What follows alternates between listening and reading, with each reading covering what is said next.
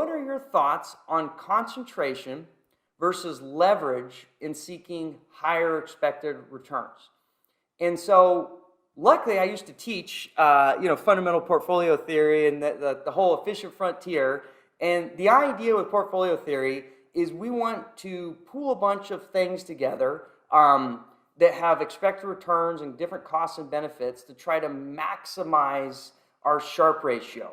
And when you do the efficient frontier, you get this thing when you try to maximize the Sharpe ratio collectively with all the available assets out there and the specific weights that you need to buy in order to achieve a maximal Sharpe ratio, you get this thing called the tangency portfolio. And this is the quote unquote optimal global market portfolio.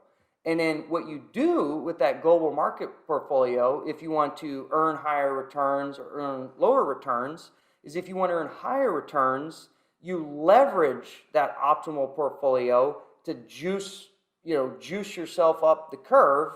But as long as you have a really good Sharpe ratio, that makes a lot of sense, right? Because if I have a 10% return and a 10% vol, and I want to get a 20% return and a 20% vol, well, instead of buying one of Wes's crazy things that's just going to like screw up my vol, I'll just use a bunch of leverage and leverage a one Sharpe ratio to achieve that 20% return, 20% vol, right? So that's kind of like how the theory works.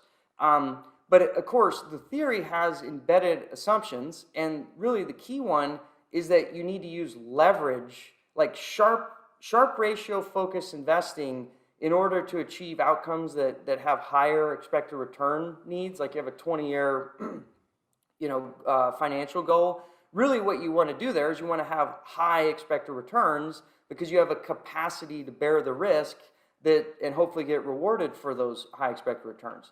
But if I didn't have to do that and I could just leverage a high Sharpe ratio fund, that's even better because I can get the high returns, but I don't have to eat the excess vol. But you need the leverage. And unfortunately, leverage is a mark-to-market concept that comes out through the financial structure and capital markets. And why is that a problem? Well, the problem with that is leverage is fundamentally 100% correlated with the capital market status. And if the shit is hitting the fan, all of a sudden, magically, the cost of leverage, the access to leverage, and everything about mark-to-market leverage bombs out, which is why seemingly alternative exposures that have nothing to do with each other, people have to always relearn, oh my God, my multi-strat alt fund, why is it losing money in 08? Why is it losing money in March? I'll tell you why. AQR can't run 6-time leverage on long and short. They can now only run 2 times because Goldman Sachs prime brokers is talking to the risk management committee and they said, pull down exposure or the bank's going under. And so the problem with leverage in trying to exploit factors and getting excess return is unless you have a way to capture non-mark-to-market leverage, like maybe like a Buffett does or some unique capital structure, it's just a dangerous way to achieve high expected return outcomes, where concentration is bad because it gives you extra vol, and it may not be the exact optimal Sharpe ratio at all times, but it gives you access because it's giving you implicit leverage to this factor, which implicitly is going to juice your expected returns, which means you kind of get organic leverage.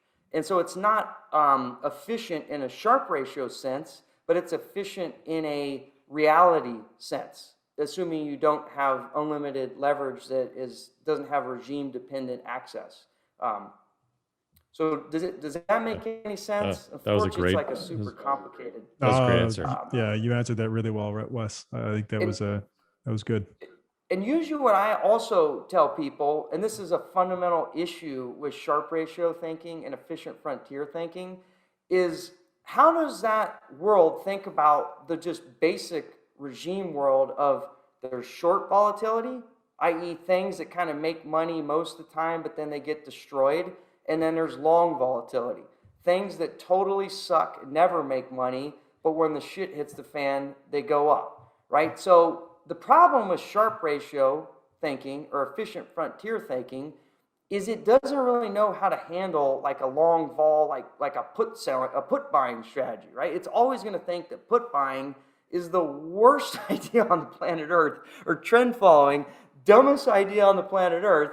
But fundamentally, when we pair something that's got a huge like expected return, but also a huge short volatility bet, i.e., if the world blows up, this thing is dying.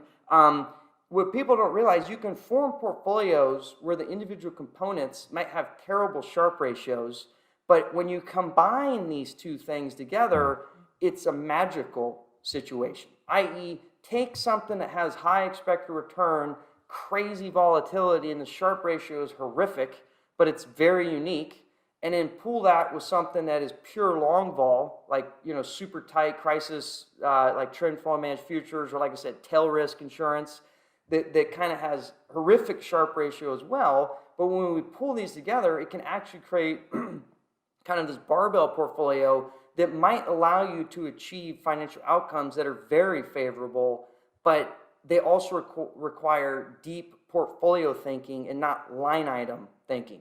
And I think you guys probably know this, but like even Bill Sharpe himself said the Sharpe ratio should never even be mentioned outside of analyses of a true globally diversified multi-asset, multi-everything portfolio, because it's really about thinking about the global portfolio as a composite. And people use Sharpe ratio to assess individual strategies, which it's just crazy to me. So anyways, that's just some additional thoughts on how to think about portfolio construction. How important do you think it is, Wes, to have something like managed futures if you're going to go with a concentrated portfolio? I mean, I think if you're going with any short volatility bet, i.e. stocks, like as we all know, you can own global stocks, US stocks, EM stocks, value stocks, beta, whatever it is. In the end, if the world blows up, you're dead, right? That's because it's really, in the end, it's a short volatility bet. And that's even more so when you do concentrated portfolios, because you're just more levered to different kind of short vol bets. So any portfolio, I am of the opinion that you should really think deeply about tail risk insurance and long volatility type bets. And even more so, obviously, in the context of things like, because in my mind, concentrated factors are just more levered into short vol, right? Just more deep into the equity trade, and that's fine. But so at the margin, if I have a concentrated equity book, global versus that's also deep in factors versus something that's just kind of just beta, but it doesn't have like deep risk in factor as well, then obviously you don't need as much long vol to offset the the two-sided bet basically. So it's just really about how you construct your portfolio. Right. But most people, as you guys know, they're like, oh, I got my long vol, it's in my bonds. And it's like, you haven't read enough history. You only back test the last 30 years. Like, hello, like bonds, like 60-40 portfolios have had 50-60% real drawdowns. They are not a long volatility asset, save the recent 30-year experience for the US-based investor. But you really need to think deeply about what's your true long volatility hedge.